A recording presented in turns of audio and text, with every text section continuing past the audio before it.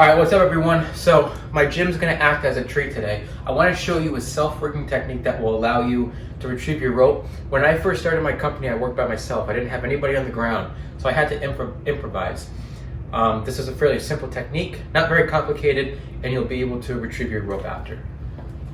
So you're going to start by securing your rigging line to the tree, either the trunk or a strong branch, using a pulley or block. Then you're going to take the end that you would normally tie the branch off with. You could do a bow line, or you could use a carabiner. You're going to secure it somewhere within arm's reach, so you don't have to move around a lot. I'm just going to hook it right here. Okay?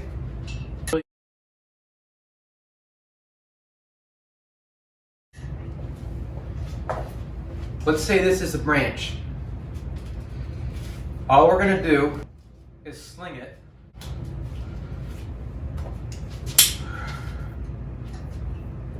You're going to hook it to this loop here.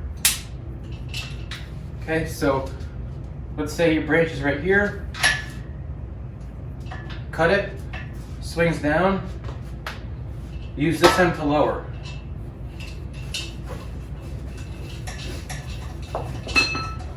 This is how you retrieve it. If you got the carabiner on,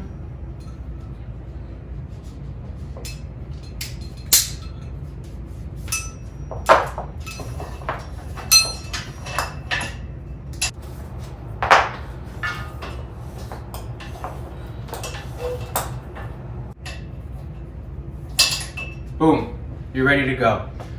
So basically, what you need is to make sure you have enough slings available for however much rigging you're going to do.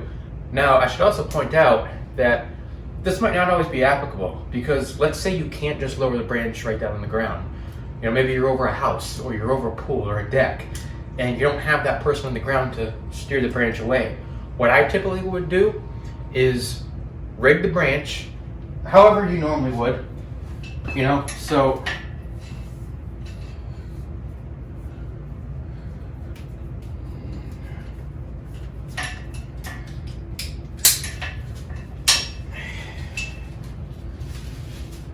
bear with me for a minute. So let's say you can't lower it directly to the ground. I'm just going to hook it for sake of demonstration here. Okay? I know, pretend you're in a real world situation. So you're hooked up. This is what I do. So I'm over a house. There's a roof right underneath me. What I'm going to do is I'm going to use another sling.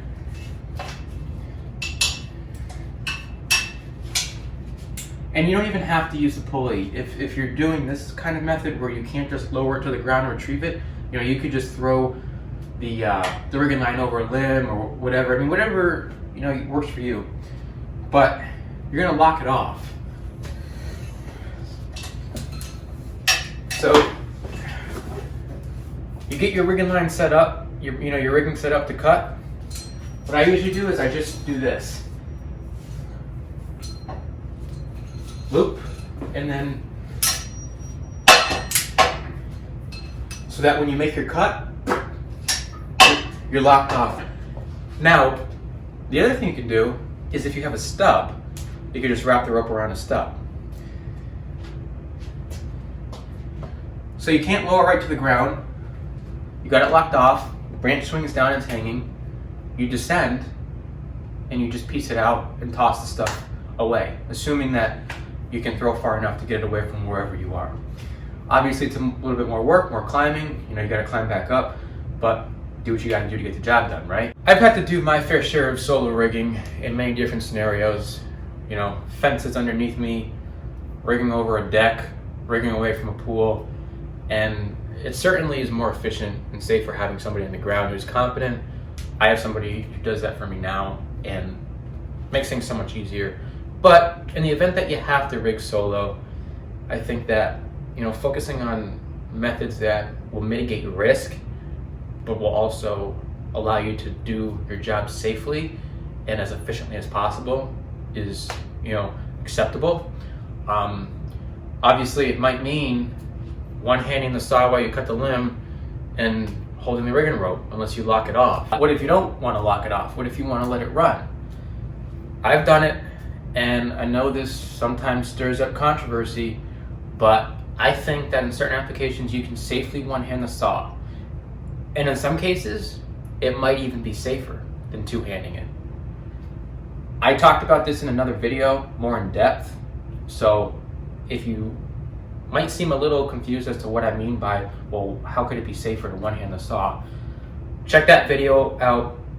I'll link it up at the top of the screen, and that's where I talk more in depth about that particular issue. Like I said, I'm not advocating that you do that. Real world situation is not always a textbook scenario. So I hope that some of you can find value and help in this technique.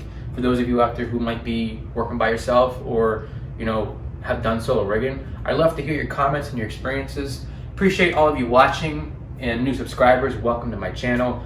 For those of you who haven't seen any of my other videos, my name is Chris. I'm a self-employed arborist, and I make videos about fitness, entrepreneurship, and tree work. So I'll see you all next time. Thanks so much for watching.